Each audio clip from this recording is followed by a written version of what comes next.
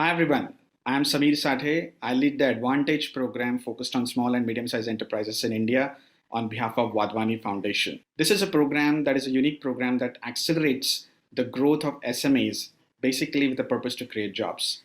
And our mission is to mobilize all the resources that are required by the SMEs to make that growth happen. On this very interesting occasion of World MSME Day, I'm very happy to share with you that we are kicking off with a series of fireside chats with reputed advisors that are part of our ecosystem. And I'm very happy to start this series, the kick off this series with Sunil Mishra, who is the founder and leader at AceNet Imbibe Consultancy. This is one of the most reputed consulting firms in India, and they are going global as well to basically help the SME ecosystems, which forms a part of our purpose statement at Wadhwani Foundation. And I'm very happy to welcome you, Sunil, on this first inaugural sort of fireside chat as far as we are concerned. Welcome. Thank you, Samir. Always pleasure catching up with you. And this is actually a great start. Wadhwani Foundation itself has been doing a phenomenal job in SME growth in India and abroad. And I think we at AceNet are very pleased to join hands. And I look forward to having an interesting chat today as well. Thank you. Let me begin by asking Sunil to you about what does AceNet and Imbibe Consultancy do for the purpose of our viewers. Of course, we know each other very well, but it will be useful for you to summarize in a minute or two about what your firm does. How is it relevant to SME ecosystem in India? Yeah, I think so. When I spent almost 2 decades with very renowned firms like Infosys, Cognizant, etc., doing both business and technology consulting, primarily in US, Europe, Middle East, and a lot of regions. When I moved back in India around 2017, I saw a need within SME and startup sector where there was a need to provide them strategic growth advisory, go-to-market, fundraising, capital restructuring, and all of it. And we felt that I think there was a huge gap. The larger consulting firms weren't really interested in supporting these SMEs and startups. Wherein we felt that this is something which we could do very, very nicely. Bringing in senior experts to advise these SMEs, and at the same time help them connect with the VCs, other funds for debt, equity, and other things. Interestingly, over the years, we have also built a fairly strong VC network, almost 200 plus VCs that we have added to our portfolio of partners, and we are able to provide that access to SMEs and startups for fundraise, debt, equity, and other ways too. So I think that's what we do. In addition, we also are working with some large IT consulting firms and other firms on the IT services side, IT business. For example, for SMEs, it could be a CRM solution or an inventory management solution or similar things. So we've been doing a lot of that as a second part of our business. So that's the brief of what we do. Fantastic. And, Sunil, we have had exciting times working together in the past. And I'm sure the future is brighter than what we have done in the past because there's a lot to do together. Today's session, fireside chat session, is really focused on the topic of SME ecosystems, which is what we help, which is one of the fundamental drivers of the growth in India globally and also drivers of employment. So we have a couple of questions, and I would like to sort of begin by asking you specifically on the SME ecosystems in India. Firstly, what's your take on the current state of the SME ecosystem health in India? I mean, there are different reports that talk about the different aspects of SME ecosystem. We also know that we have set a very ambitious target of $5 trillion coming from India, and a substantial portion of that hopefully should come from the SME ecosystem. But we also know, on the other hand, given my experience of last 3 decades and having worked with hundreds and hundreds of organizations, and from your collective experience as well, that we tale of several thousands and millions of the very small SMEs who are not necessarily doing well, right? So on one hand, we have the tall aspirations and ambition. On the other hand, we have a trail. What is your take on the SME ecosystem health in India today? And what do you think are the top 3 things that we should do to address them? Very important question, in fact. I mean, unfortunately, what is happening in India is I think the SME sector by itself is very huge. And I think a very significant portion, I think about 35% of our GDP contribution comes from the SME sector. However, if you look at the vast majority of the SMEs, they are well below the 5 crore revenue number. There's certain who are above 5 to 25, and then there are very few who are bigger. Unfortunately, there isn't very clear focus on many of these SMEs, either by the government or the private sector. So that's, I think, one of the biggest challenges that we face. And I think especially over the last 2 years, if you realize, while there were few sectors like edtech, pharma, and others that grew exponentially, given the COVID demands. But the larger portion of the SMEs were hugely affected by the COVID. Many of them had to, shut down shop or at least be temporarily closed before they could reconvene. Mm-hmm. Another big thing which is happening is I think the access to the credit has been fairly limited. I think that's one of the biggest challenge that we keep observing about SMEs. And I think that's one major issue that we all need to look at very closely. And lastly, I think the global macroeconomics factors aren't really working very well. And there's a huge impact of the global phenomena on India as well, while India by itself is doing very well. But the global factors are certainly affecting how the business outlook is in India too. So these are the few factors which I believe are to be considered. Coming to your second question, Samir, I think you talked about what are the few things that need to be addressed to improve the SME health. I probably would put it slightly differently. So first and foremost, if I take the clue from the earlier point I talked about on the access to capital. While the government and the private sector has been trying to do a lot of different things, but a lot of it remains on paper. The access to credit, the access to working capital, money is still not as easy for most of the SMEs. And I think that continues to remain a challenge. For example, I mean, something slightly vague, if you can think of. What if we introduce some kind of a credit agency which actually rates these SMEs? And I'm not talking about the large corporates, I'm talking about SMEs, which does a rating based on their revenue, their stability, their GST and TDS payments, and so on. And so these are stable SMEs, or these are SMEs which are eligible for working capital loan at a much lesser rate, and these things can be processed really quickly. If we could have something of the sort, I think the access to capital and the cost of capital both will be better for SMEs. So that's just a thought, which I think we all need to look at from cost of capital. Another point I just want to highlight here is if you look at the GST and the TDS, right? In my experience, working capital has been one of the biggest issue, and GST and TDS are one big contribution to that problem. If you look at the typical invoice cycle for any SME, you do the business for the month, or at the end of the month, you will raise an invoice. The moment you raise an invoice, within a few days, your GST is due, right? Your TDS would also be due.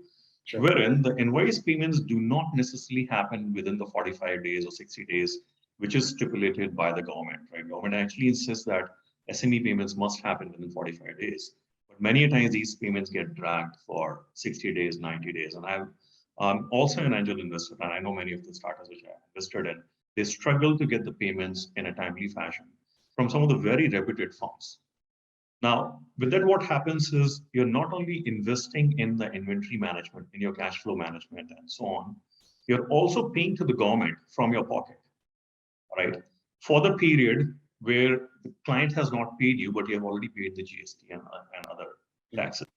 Now, that gap is huge. Any entity which is doing, let's say, a 10 crore business and is paying 18% service tax has to keep 1.8 crore. I'm talking about the monthly, 10 crore business. So it has to keep that 1.8 crore per month aside for the GST payment. And that's a huge portion of the working capital that is taken away from SME. We're actually talking about 18% of the growth capital they could have otherwise utilized for some of their other needs. So these are some of the critical challenges when it comes to access to capital, which I believe must be addressed in the right way.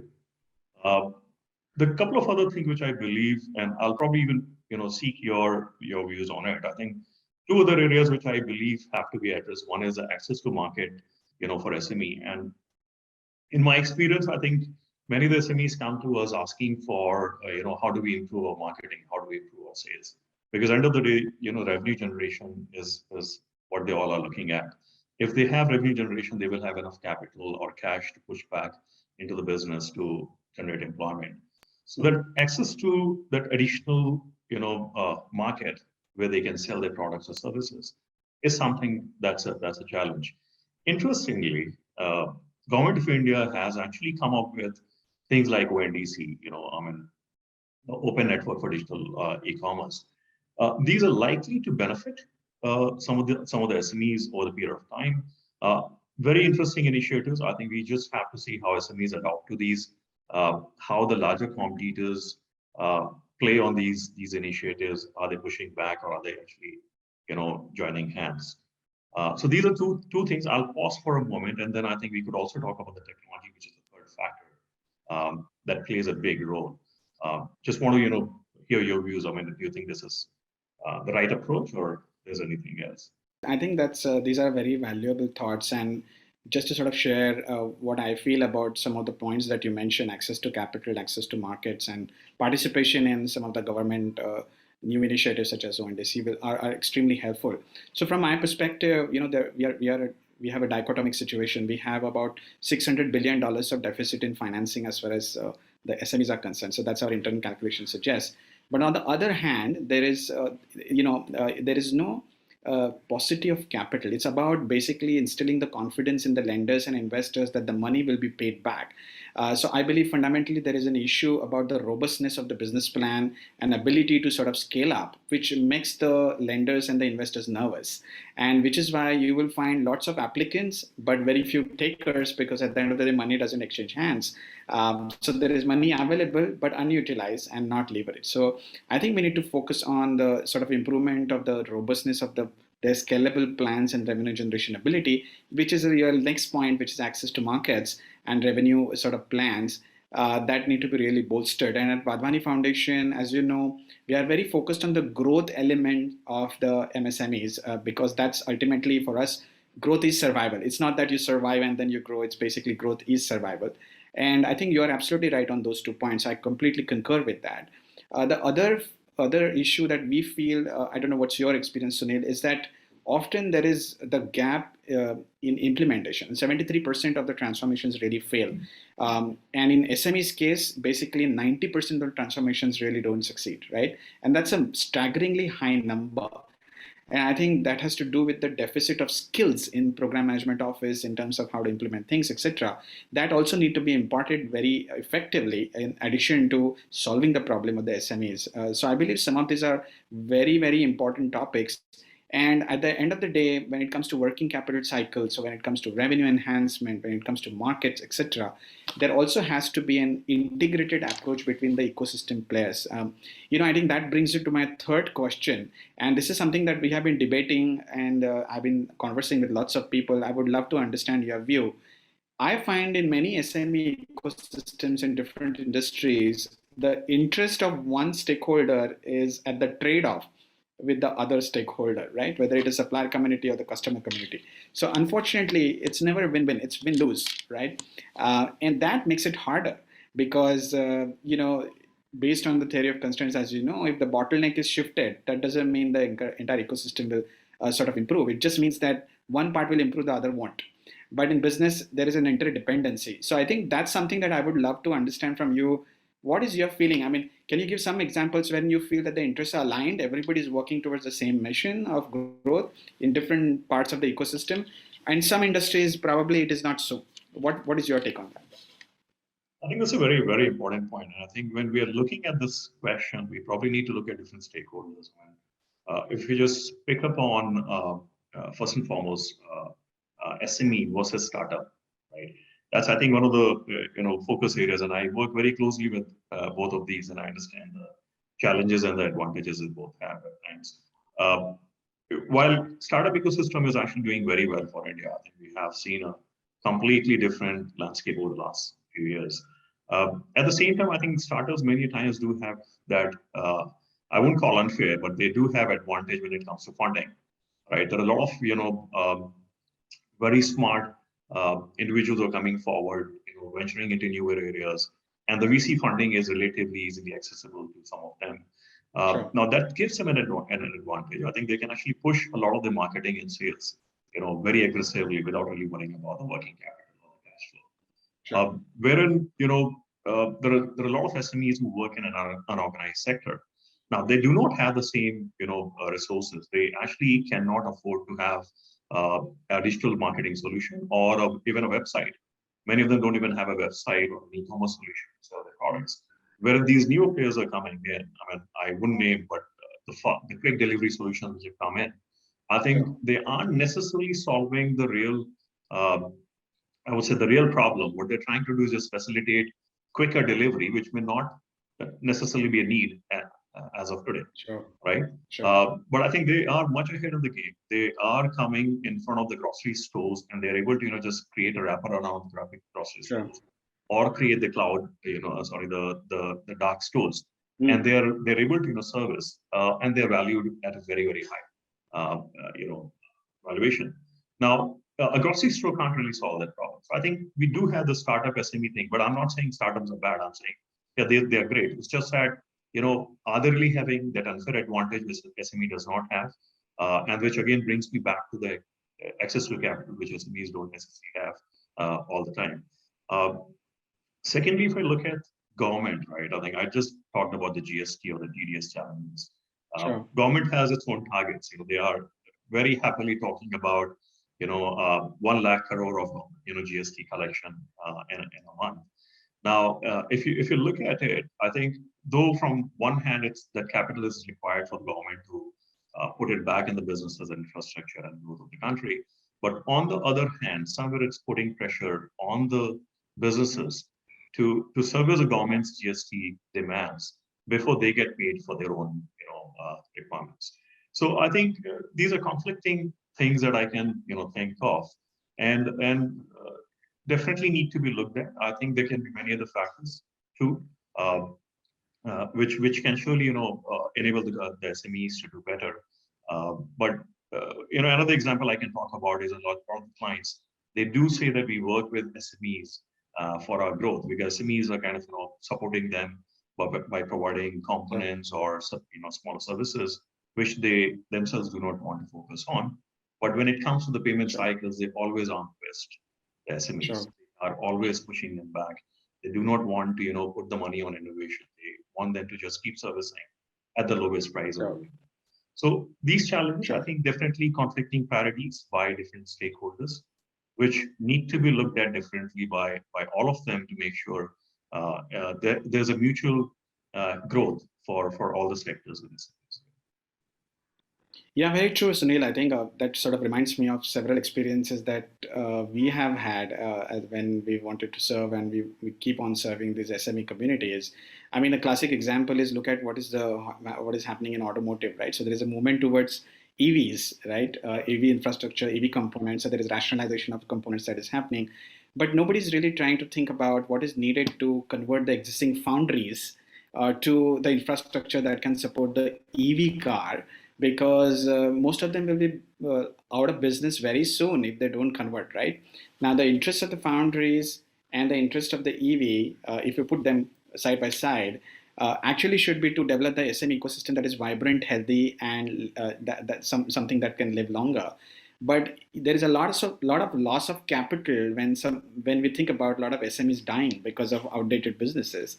And on the other hand, there is a lot of businesses which are mushrooming very fast, getting the funding, like you said, because they are the new age, right? But I think the net balance, as far as the SME ecosystem is concerned, could it still be negative or otherwise? I mean, the classic example, you work with startups. I was reading about a lot of the expense ratios of the startups to the revenue. I mean, there are 3:1, there's 7:1, 10:1, and there are multi-billion-dollar valuations, right? I wonder sometimes where is it all going? I mean, we obviously have third largest ecosystem in our startups, and in fact, in one of my articles, I've talked about what are startups can learn from SMEs and what can SMEs learn from startups, right? And I think there needs to be a healthy exchange of the ecosystem-wide view amongst the stakeholders to make a win-win situation. I completely agree with you. And the example that you gave of the receivables is a classic one, right? I mean, there's so much money is locked with large corporates, and SMEs need it, but it's a win-lose because they are not able to fight it, right? The interesting solutions come in receivable financing, even off-balance sheet ones, which are based on the risk of the buyer as opposed to the risk of the supplier, and that could really solve the problem. So we are talking to some of the service providers as well as we speak. But that's an interesting take, and I think this needs to be solved as far as we are concerned, and I'm glad that you concur with it. My last question to you, Sunil, in this series, which entire world is talking about, we are also talking about all the times, is usage of technology to be able to make the life of the SME easier, healthier, and how they can live longer because of technology. A very quick 2 to 3 minute, your take on how are you doing it and how should all the advisory ecosystems should be able to do as far as the transformation is concerned on using technology. Yeah, I think that's a very important question, Samir. And keep in mind, technology can take you to a very high scale very quickly, very rapidly. And we all understand that you can't really grow the organization from 10 people to 100 to 1,000 in 3 months' time. Wherein technology can enable you to service 10 users to 100 to 1,000 users within months, without any difficulty, as long as you build it the right way. Which SMEs aren't really, appreciating at the moment. I think though they have started to understand that there's a demand, there's a need for them to go digital. There's a need for them to automate many of their processes. Um, I think their focus still remains the short term, which is a problem.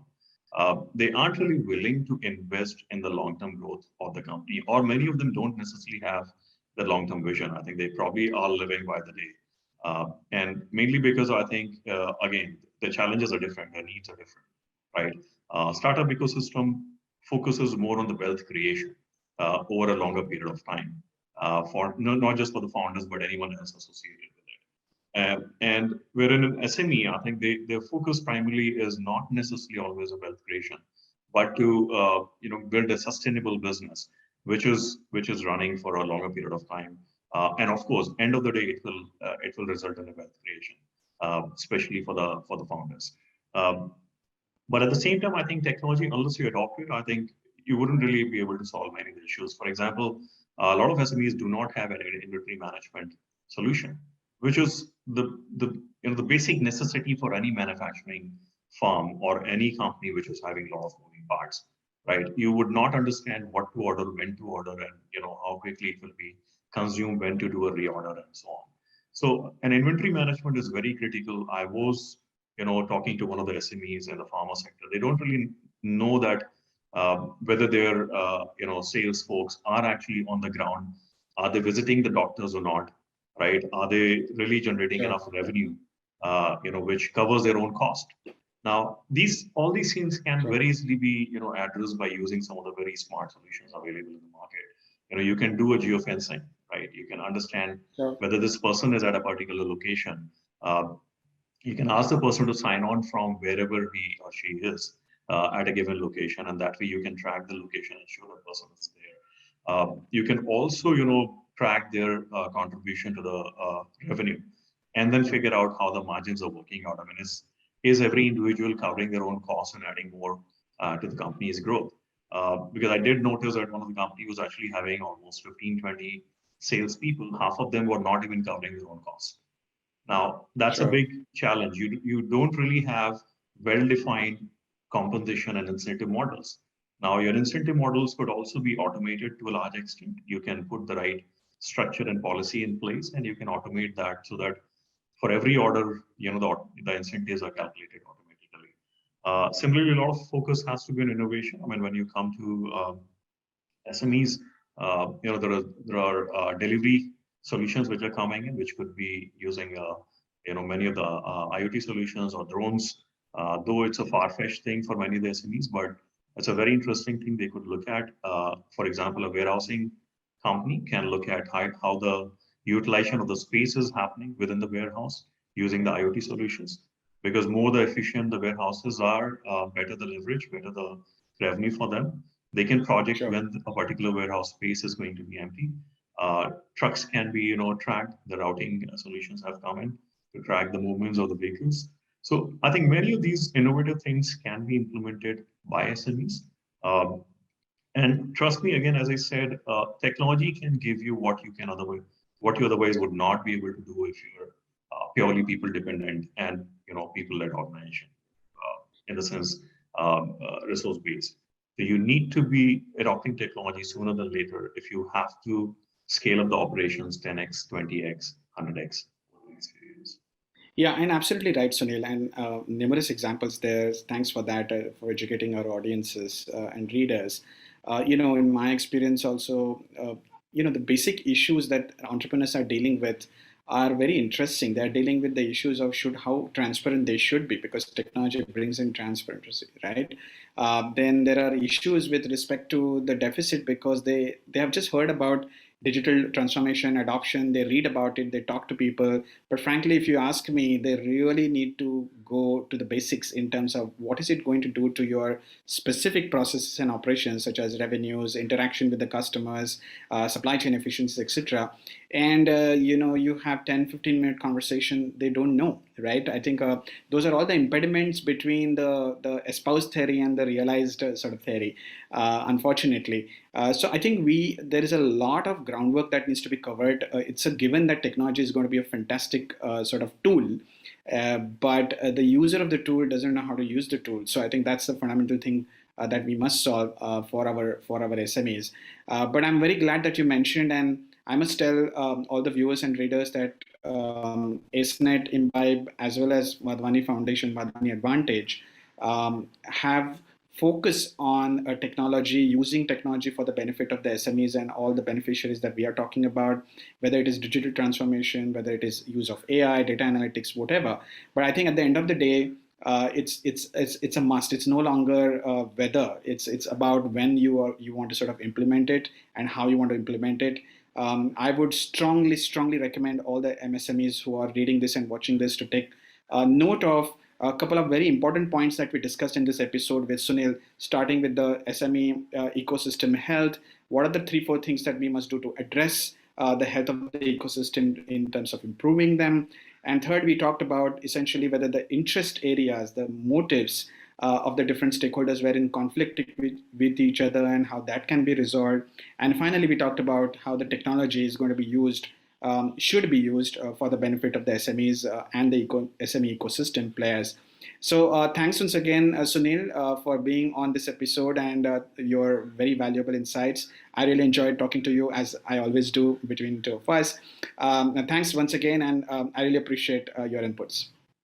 Yeah, thanks, Samir. Again, this is really wonderful, and thanks again for inviting me and letting AceNet and BIBE be, part of Wadhwani Foundation's mega initiatives, improving the overall health and well-being of SME across the world. We're very happy to partner with you. We have had some extremely engaging and successful partnerships over the last 2-3 years, working with multiple SMEs, and I look forward to continuously build upon it. We will take this relationship forward. I think we're very focused on SMEs and startups. We have learned the hard way by working closely with them over the last few years. We would be very excited to speak with SMEs, through Wadhwani Foundation, provide whatever necessary input support they require. Relook their existing businesses, grow the businesses, find solutions to the working capital issues, etc. So thank you again, and look forward to another chat, in coming weeks. Thanks a lot, and have a lovely day.